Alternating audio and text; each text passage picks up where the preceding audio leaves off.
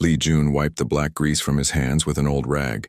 The cloth was already so dirty that it barely helped. He looked around his small workshop and sighed. Broken ship parts covered every surface. Half-finished repairs sat waiting for parts he could not afford. The smell of metal and oil filled the air. His stomach growled loudly. When did he last eat? Yesterday? The day before? June could not remember. He walked to his tiny office in the corner. Bills covered his desk like fallen leaves. Red stamps marked most of them. Overdue was written in big letters across the front. June picked up the top bill. The station wanted rent money. Again. He had already asked for more time twice this month. His father had built this workshop 20 years ago. Back then, business was good. Ships came and went every day. Now, most people took their repairs to the big companies on the inner worlds. Why do I keep trying? June asked himself. He knew the answer. This place was all he had left of his father. The old man had taught him everything about fixing ships. Every machine has a heart, his father used to say. Find the heart, and you can fix anything. A loud alarm suddenly filled the station. Red lights flashed on the walls. June dropped the bills and ran outside. Other people were running toward the main docking area. He followed them. What happened? June asked a passing worker. Ship crash in Bay 7, the man shouted back. Bad. 1. June reached the crowd gathered around Bay 7. Through the gaps between people he could see smoke rising from a crashed ship. The vessel was beautiful, even damaged. Its silver surface caught the light like water. Strange blue lines ran across its hull. June had never seen anything like it. Move back, everyone, called out Park Day, one of the station security officers. Nothing to see here. But June could not look away. The ship's design was incredible. Those blue lines were not just decoration, they looked like energy conduits. The whole ship seemed to flow like liquid metal. Total loss, said someone behind him. Poor soul inside probably didn't make it. June pushed closer. Through a crack in the ship's side, he could see inside. Most people were walking away now. The excitement was over. But June stayed. Something about the ship called to him.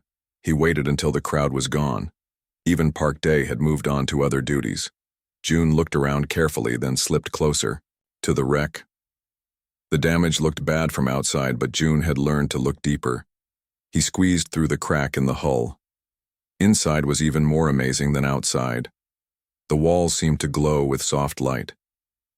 Control panels covered in symbols he did not recognize lined every surface. Then he saw her. A woman lay unconscious, near what looked like the pilot's chair. She was breathing, but barely. Her skin was pale blue, like winter sky. Silver markings covered her arms and face in beautiful patterns. Her clothes were torn but made of material that felt smoother than silk. Hey, June said softly. Can you hear me? The woman's eyes opened slowly. They were silver, like starlight. She tried to sit up and winced in pain. Easy, June said. You were in a crash. You might be hurt. She looked at him with confusion. Then she spoke in perfect standard language. Where am I? Frontier Station Omega, June said. Your ship crashed in our docking bay. I'm Lee Jun. I fix ships here. My ship, she said, looking around with worry. Can it be repaired? June looked at the control panels. Many were dark, but not all. Maybe. The fusion core looks intact, just disconnected. What's your name? She hesitated for a moment. Kim Nari. I'm just a traveler. My ship had problems during jump. Something in her voice told June she was not telling the whole truth. But everyone had secrets out here. On the frontier, he did not push. Can you stand? He asked. Nari tried to get up. She was shaky, but managed it with June's help. Together, they looked at her damaged ship. The station authorities already marked it as scrap, June said.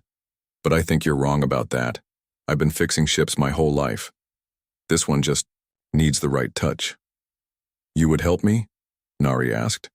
I don't have much money. June looked at her torn clothes and worried face. He thought about his empty stomach and overdue bills. Then he thought about what his father would do. "I'll help," he said.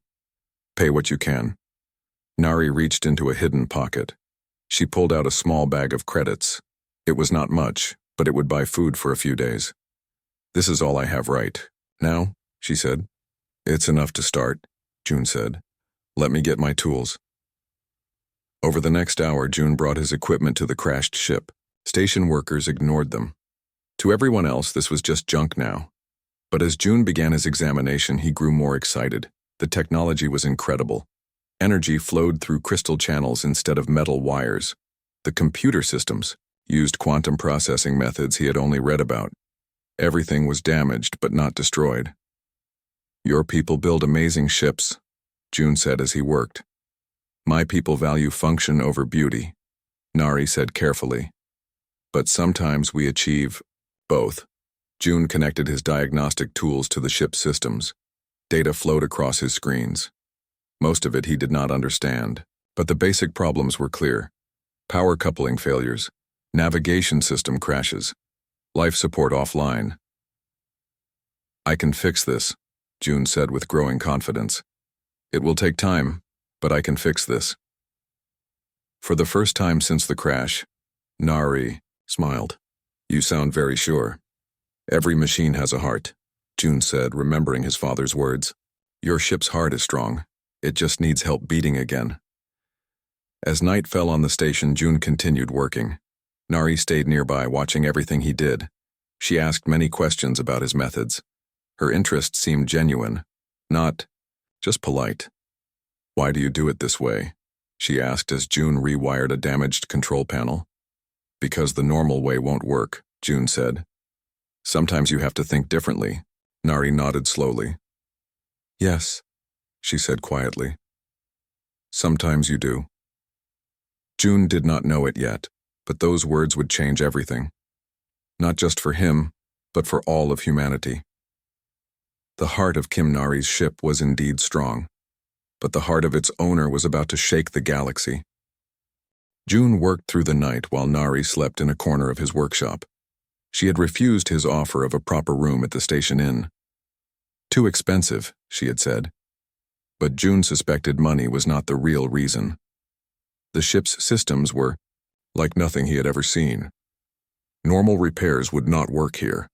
The crystalline conduits needed exact frequency matches to carry power. The navigation core used quantum entanglement that most engineers only dreamed about. According to every manual June knew, this ship should be impossible to fix without a factory and specialized tools. But June had learned long ago that manuals were just suggestions. He started with the power core. The fusion reactor was undamaged, but all connections had been severed. Normal coupling would not work with the crystal conduits. The crystals needed harmonic resonance to accept power flow. June looked at his collection of old tools. Nothing there would create the right harmonics. Then he remembered something. He dug through a pile of salvaged equipment until he found it, a sonic wrench from a mining operation. The tool was designed to break apart asteroid rock using sound waves. "What if I modify the frequency?" June muttered to himself. He opened the sonic wrench and began changing its internal components. By dawn, he had created something new. Not quite a sonic wrench anymore, but not a harmonic resonator either. Something in between. When he activated it near the ship's power core, the crystals began to glow. "Incredible," said a voice behind him. June turned to see Nari awake and watching. Her silver eyes were wide with amazement. "It should not work," she said. "The resonance patterns are all wrong according to our engineering principles." "Sometimes, wrong is right," June said with a tired smile. "Want some coffee?" They sat together drinking terrible station coffee as the ship's power system slowly came back online. Lights flickered to life throughout the vessel. Control panels awakened, with soft musical tones. "How did you know to do that?" Nari asked. June shrugged. "I didn't know, I guessed. Humans are good at guessing." "Your people must be excellent engineers." "Not really," June said sadly. "Most other species are much better. We're still learning how to build ships that don't fall apart, but maybe that's why we're good at fixing things that do fall apart." Nari studied his face carefully. Tell me about your world, your people. As they worked together throughout the day, June found himself sharing stories he had never told anyone. He spoke about growing up in his father's workshop, about humanity's struggle to find respect among the older, more advanced alien civilizations, about the loneliness of living on the frontier where humans were rare and often unwelcome. In return, Nari shared tales of distant worlds and ancient civilizations. She spoke of crystal cities that sang in the wind, of spaceborne peoples who had never touched planetary soil, of technologies so advanced they seemed like magic. You have seen many worlds, June observed as he worked on the navigation system. Yes, Nari said quietly. Many worlds, but few as interesting as this one. By afternoon, Park Dae and Yoon Hai stopped by the workshop. The security officers looked suspicious. Still working on that scrap? Park Dae asked. It's not scrap, June said without looking up from the quantum processor he was rebuilding. Just damaged. We ran the ship's ID through our systems, Yoon Hai said. No registration found, no flight plan filed, no record of arrival. Nari tensed but kept her voice calm. I filed my paperwork with the outer beacon. Perhaps it was not transmitted properly. The officers exchanged glances. Maybe. Just keep us informed if you remember any other details. After they left, June noticed Nari's hands were shaking slightly. Are you in some kind of trouble? He asked. Everyone is in some kind of trouble, she said. The question is whether the trouble finds you. June decided not to push. Everyone on the frontier had reasons for avoiding questions. The navigation system proved to be the biggest challenge. The quantum processors had been damaged by the crash but not destroyed. The problem was that quantum systems were incredibly delicate. One wrong move could collapse the entire network. June studied the system for hours. Normal repair procedures required specialized quantum tools that cost more than his entire workshop. But as he examined the damaged processors, he began to see patterns. It's like a puzzle, he told Nari. Each piece affects all the others. Change one thing, and everything else changes too. Yes, she said. That's exactly right. Most engineers try to fix each piece separately, but that never works with quantum systems. So what if we don't fix them separately? June asked. What if we fix them all at the same time? Nari looked puzzled. How? June began connecting temporary bridges between the damaged processors. Instead of repairing each one individually, he created a network that could route around damage automatically. If one processor failed, the others would compensate. This is not how it's supposed to work, Nari said, watching in fascination. But, is it working? June asked. The navigation display flickered to life. Star charts appeared, showing their current location and possible destinations. The system was running at 70% efficiency, not perfect but functional. It's working, Nari breathed. It's actually working.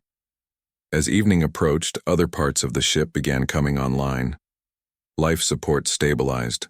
The artificial gravity generator hummed back to life.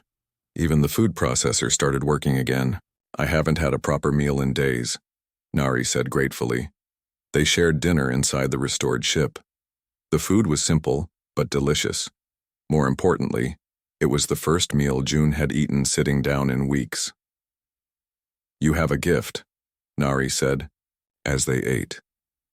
Your approach to engineering is completely different from anything I've seen. Different doesn't mean better, June said. Sometimes it does, Nari replied.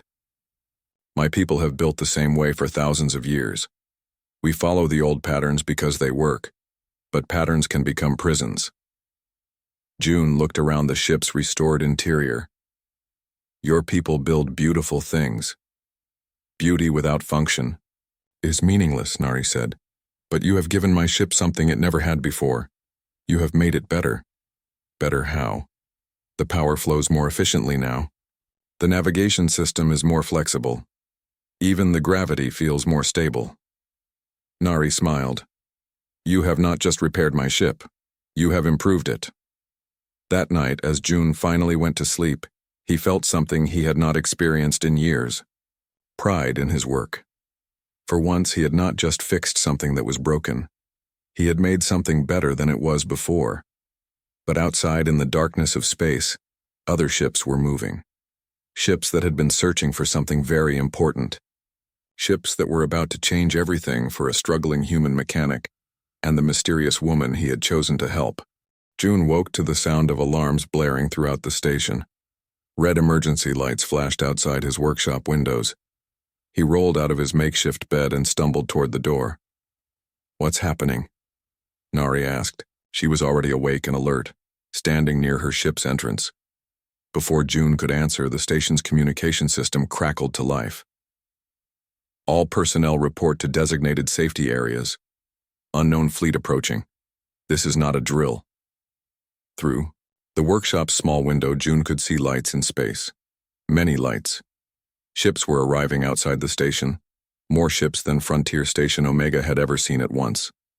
"We should go to the safety areas," June said. "No," Nari said firmly. "We should stay here." Something in her voice made June look at her more carefully. She was not afraid like everyone else. She looked worried, but not surprised. "Do you know what's happening?" he asked. Before Nari could answer, Parkday burst into the workshop.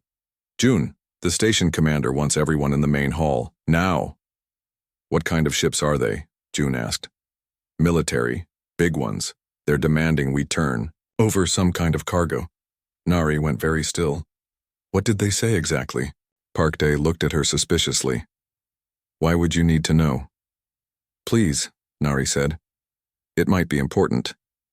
They said they're looking for missing cargo from a diplomatic mission. Something about a crashed ship." Parkday's eyes widened as he looked at Nari's repaired vessel. "Wait a minute." Heavy footsteps echoed in the corridor outside. Station security officers appeared at the workshop door, but they were not alone. Behind them stood figures in silver uniforms that matched the design of Nari's ship. The lead figure removed his helmet, revealing the same pale blue skin and silver markings as Nari. But where her markings were delicate patterns, his were bold lines that spoke of high military rank. "Your Majesty," the figure said, dropping to one knee. "We have searched for you for weeks. The Empire feared you were dead."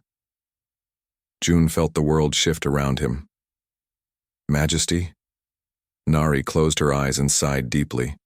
When she opened them again, everything about her had changed. Her posture was straighter. Her voice carried authority that had not been there before. "Admiral Choi Woo," she said formally. "You may rise. I am pleased to see you well." "Your Majesty, we must leave immediately," the Admiral said. "The political situation has become critical. Your enemies have declared the throne vacant." "My enemies? Move quickly," Nari said. "But they have underestimated me before." June's mind raced to catch up. "You're a queen?" Nari turned to him with sadness in her silver eyes. "I am Queen Nari of the Valani Empire.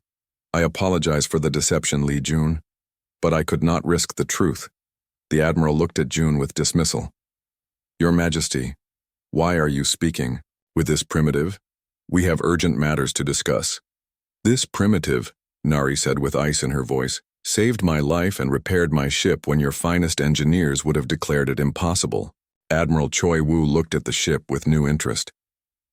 "The vessel appears functional. Our reports indicated it was destroyed in the sabotage." "Sabotage?" June asked. "My ship was attacked during a diplomatic mission," Nari explained. "My enemies wanted me dead before I could sign a crucial peace treaty. They succeeded in damaging my ship and stranding me here." More Valani officers entered the workshop. They examined June's repair work with growing amazement. "Admiral," one of them said quietly, "you need to see this. The power efficiency is higher than factory specifications. The navigation system shows improvements we did not think possible." "Impossible," Admiral Choi Woo said. "Our engineers are the finest in the galaxy." "Your engineers follow rules," June said, finding his voice. "Sometimes you need to break rules to fix what's really broken." The Admiral looked at him with new attention. "You did this work? A human?" He did more than repair it, Nari said proudly. He made it better. The ship now performs beyond its original capabilities. Parkday and Yunhai stood in the corner, overwhelmed by the revelation that their struggling local mechanic had been working on a royal vessel. Your Majesty, another officer reported. We're receiving communications from the inner worlds. Duke Hanbin has claimed you abandoned your duties. He's calling for a formal succession. Nari's expression hardened. Hanbin always was ambitious. How long has he been regent? 6 weeks, Your Majesty. He's consolidated significant support by claiming you were weak for engaging in personal diplomacy instead of sending representatives. And the peace treaty dissolved. The war has resumed. June watched Nari's face as the weight of galactic politics settled on her shoulders. This was not the traveling woman who had shared coffee and stories with him. This was a ruler whose decisions affected billions of lives. New alarms began sounding. Different tones this time. Admiral, a communication officer reported. Additional ships approaching. Duke Hanbin's personal fleet. Through the workshop window, June could see more lights appearing in space. The small frontier station was becoming the center of an interstellar political crisis. He followed us, Admiral Choi Woo said grimly. He must have been monitoring our search patterns. Of course. He did, Nari said. Hanbin is many things, but he's not stupid. He knows I would return to reclaim my throne. A new voice echoed through the station's communication system. This is Duke Hanbin of House Villani. I demand the immediate surrender of the pretender who has abandoned her people and consorted with inferior species. The Villani Empire will not be weakened by such behavior. June felt anger rise in his chest. Inferior species? Do not listen to him, Nari said quickly. Hanbin believes strength comes from isolation and superiority. He has never understood that true strength comes from learning from others. Your Majesty, Admiral Choi Woo said urgently. We must leave now. If we can reach the inner worlds ahead of Hanbin, we can present your case to the Noble Assembly. No, Nari said firmly. Running will only prove his point. If I am to reclaim my throne, I must do it with dignity and proof of my worth. She turned to June. Lee June, I have a request that may seem impossible. After fixing your ship, impossible doesn't scare me anymore. I need you to come with me.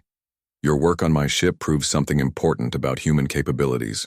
But, more than that, I need someone I trust beside me when I face the Noble Assembly. June looked around his small workshop, at his unpaid bills and broken equipment, at the life that had been slowly crushing his spirit. Then he looked at Nari, Queen Nari, who had shown him that his skills had value beyond anything he had imagined. When do we leave? He asked. Admiral Choi Woo stared at them both. Your Majesty, surely you cannot be serious about bringing a human to the Imperial Court? I am completely serious, Nari said. Lee June has already proven his worth. Now it's time for the galaxy to see what humans can truly accomplish.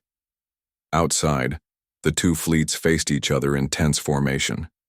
Inside a small workshop on Frontier, Station Omega, a struggling mechanic prepared to change the course of galactic history. News of the human mechanic spread through both fleets like wildfire. Within hours, every species with an interest in galactic politics was sending ships to Frontier Station Omega. The small border station had never seen such attention. June stood in Queen Nari's repaired ship, watching the growing collection of vessels through the viewscreen. Sleek Villani cruisers faced off against Duke Hanbin's darker warships. Between them, exploration vessels from a dozen different species waited to see what would happen next. I've never seen so many ships in one place, June said. Word travels fast when someone challenges the established order, Nari replied.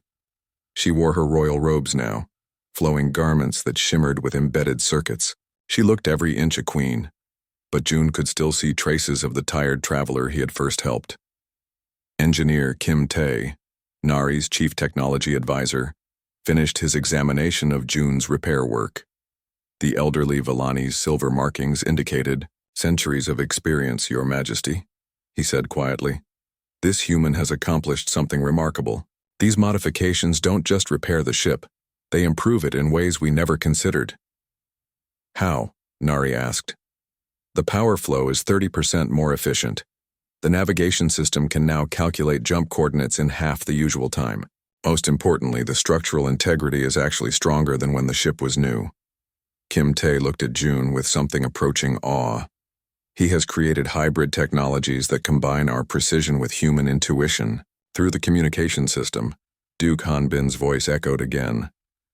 Citizens of the galaxy, witness how far the Vellani throne has fallen. Our so-called queen hides behind primitive aliens instead of facing her responsibilities. Admiral Choi, Wu's face darkened with anger. Your Majesty, let me silence that fool. No, Nari said calmly. Let him speak. Every word reveals his true nature. New ships appeared on the view screen. These bore the markings of the human colonial fleet. Captain Lee Sun of the HCS Endeavour requesting permission to dock. Came a transmission. June straightened. That's a human ship. Yes, Nari said. Your people have taken notice of recent events. Within an hour, Captain Lee Sun stood in the workshop that had become the center of galactic attention. She was a stern woman with graying hair and the bearing of someone accustomed to command. Mechanic June, she said formally. Do you understand what you've done? I fixed a ship, June said.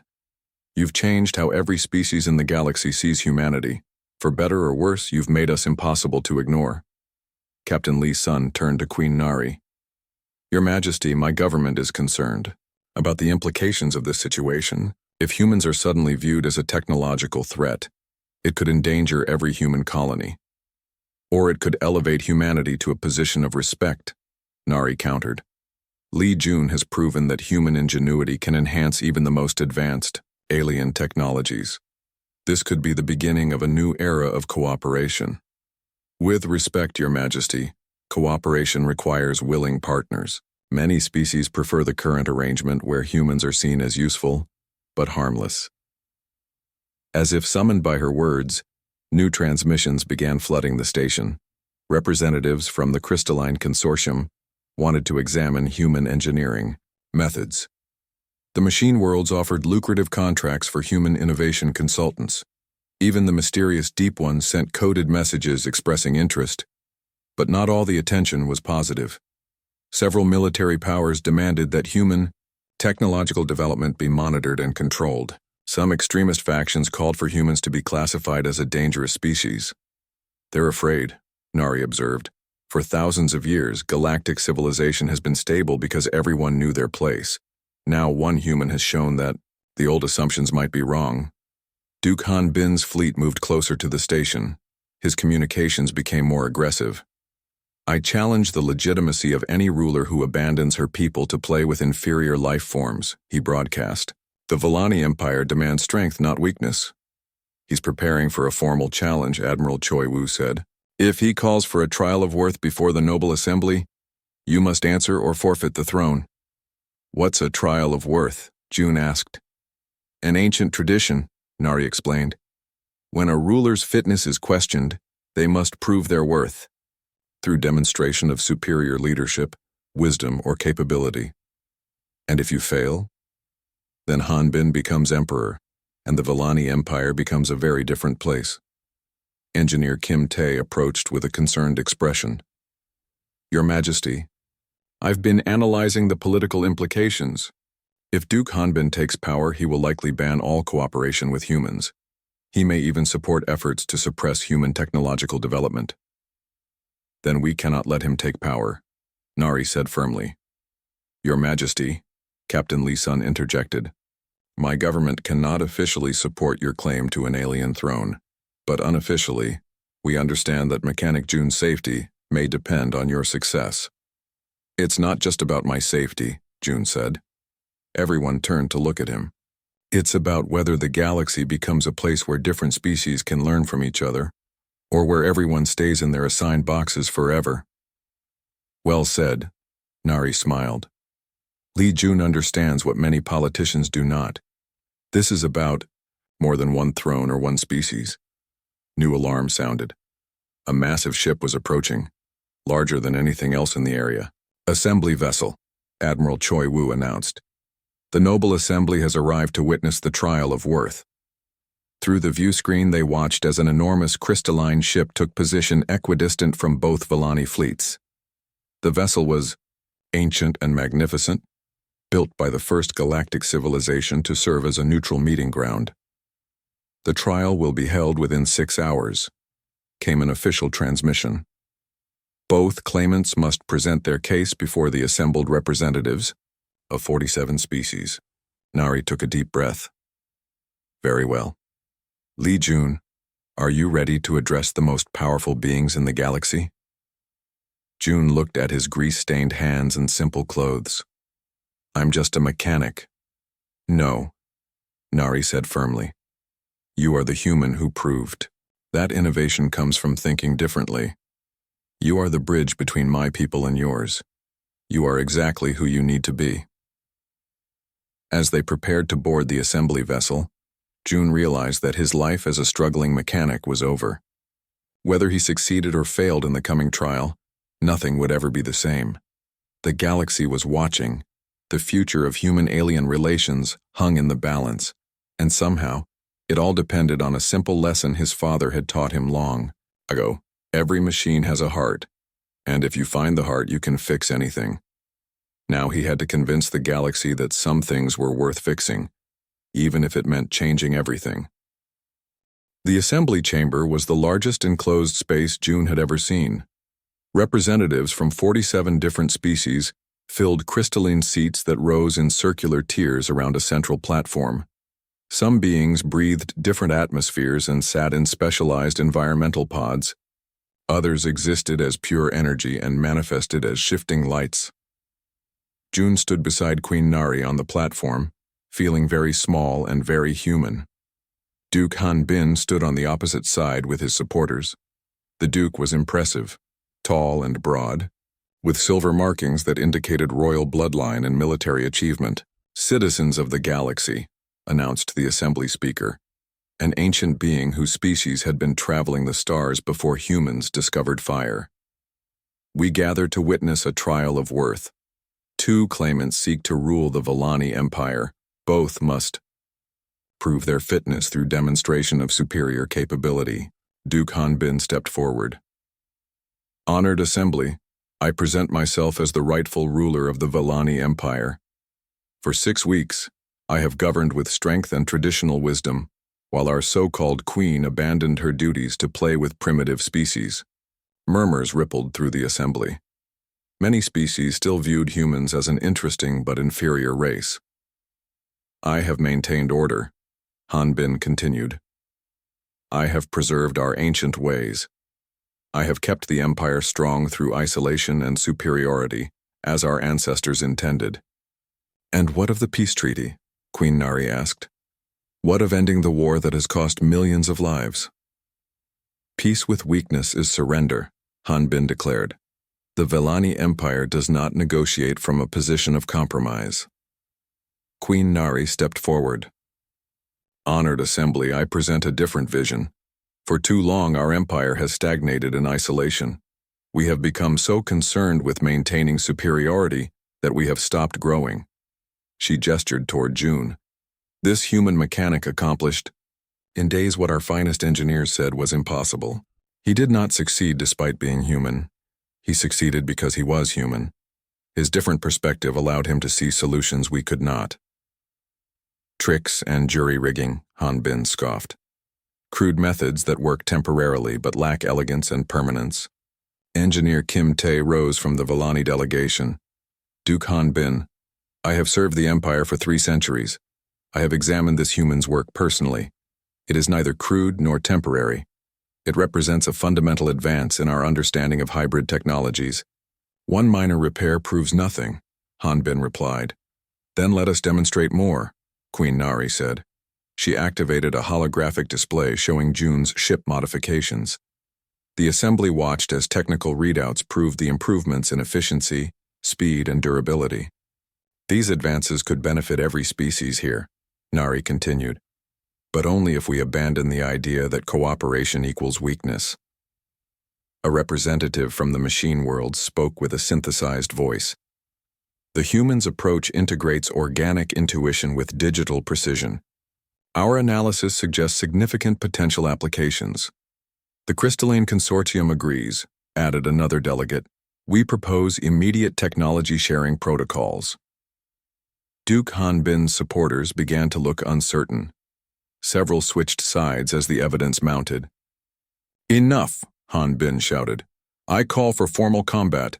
Let strength decide this matter, not words and demonstrations. The assembly speaker considered this. Combat is permitted under ancient law. However, the challenged party may choose the nature of the contest. Queen Nari smiled. I choose an engineering challenge. Both claimants will attempt to solve a problem that has puzzled the galaxy for centuries.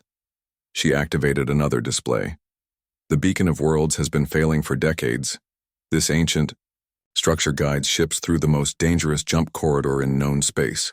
Every species has tried to repair it. All have failed. Whoever succeeds proves their worth to lead. Acceptable, Han Bin said confidently. My engineers are the finest trained. You have 4 hours, the assembly speaker announced. Both teams may use any resources or personnel they choose. Han Bin immediately called his best technical experts. They formed an orderly group and began formal analysis procedures. Their approach was methodical, traditional, and impressive. Queen Nari turned to June. Are you ready for the biggest repair? Job of your life? I don't know anything about galactic beacons, June said, but you know how to find the heart of a problem. Nari replied, that's what matters. They approached the beacon's control systems. The ancient structure was enormous, built by a long-dead civilization to help early space travelers navigate dangerous regions. For decades, its power had been fading despite all repair attempts. What have others tried? June asked. Kim Tae pulled up repair records. Power core replacements, system upgrades, complete component overhauls. Nothing worked for more than a few months. June studied the data. Every repair had focused on individual systems. New parts, new power sources, new computers. But the beacon kept failing. It's not about the parts, June said slowly. It's about how they work together. Explain, Nari said. Look at these failure patterns. Each repair works initially, then performance degrades. But not randomly. There's a rhythm to it. He pointed to power fluctuation graphs. The beacon isn't just a machine. It's an ecosystem. All the parts have learned to work together over centuries. When you replace one component, you break the balance. So how do we fix it without breaking the balance? Kim Tae asked. June grinned. We don't replace anything. We help the existing systems work better. Instead of swapping out components, June began creating bridges between failing parts. He added buffer systems to smooth power fluctuations. He installed adaptive controllers that could learn and adjust to the beacon's natural rhythms. This is madness, one of Han Bin's engineers observed.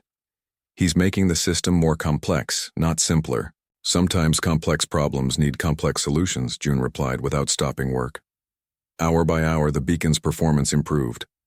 Not dramatically, but steadily and sustainably. The ancient systems began to stabilize for the first time in decades. Han Bin's team, meanwhile, had installed completely new control computers. Their beacon performed perfectly, for exactly 37 minutes. Then it crashed entirely. The new systems are incompatible with the ancient power grid, Han Bin's chief engineer reported with dismay. With 1 hour remaining, June made his final adjustments. The beacon's output reached full strength and held steady. How? Han Bin demanded. Our methods are proven. Our technology is superior. Your technology is excellent, June agreed. But you tried to impose it on a system that already worked. I just helped the system work better. The assembly speaker announced the results. The beacon shows full functionality and stable output. Li Jun of Earth has succeeded where others failed.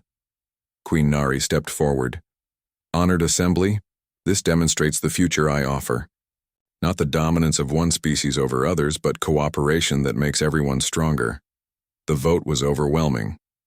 43 species supported Queen Nari's claim. Only 4 sided with Han Bin, and 2 of those changed their votes when they saw the final tally. Queen Nari of the Villani Empire, your rule is confirmed, the assembly speaker declared. Duke Han Bin, you are found wanting. But Nari surprised everyone with her next words. I propose that Han Bin retain his position as military commander. His skills are valuable even if his vision was narrow. We will need all our strength for the challenges ahead. Han Bin stared at her in shock. You would trust me after this? I would give you a chance to learn, as Li Jun gave me a chance to see differently. As they returned to Queen Nari's ship, Jun felt overwhelmed by what had happened. What do I do now? I can't go back to fixing miners' equipment after this. You won't have to, Nari said. I'm creating a new position, Human Villani Technical Exchange Ambassador. Your job will be to teach others what you've shown us, that different perspectives make everyone stronger. And my workshop? Will become the first Human Villani Joint Engineering Center. Oh Min and Yang Su from your diplomatic corps are already making arrangements. Jun looked out at the stars, no longer feeling like a small man in a vast universe. My father always said every machine has a heart. What did you learn today? Nari asked. That civilizations have hearts too. And when you find the heart, you can help it beat stronger. Queen Nari smiled. Welcome to your new job, Ambassador Jun. The galaxy needs more heart. As their ship prepared to jump toward the Villani homeworld, Jun saw the beacon blazing bright and steady behind them, a symbol of what was possible when different kinds of strength worked together. The struggling mechanic was gone. In his place stood a bridge between worlds ready to prove that cooperation was the strongest force in the galaxy.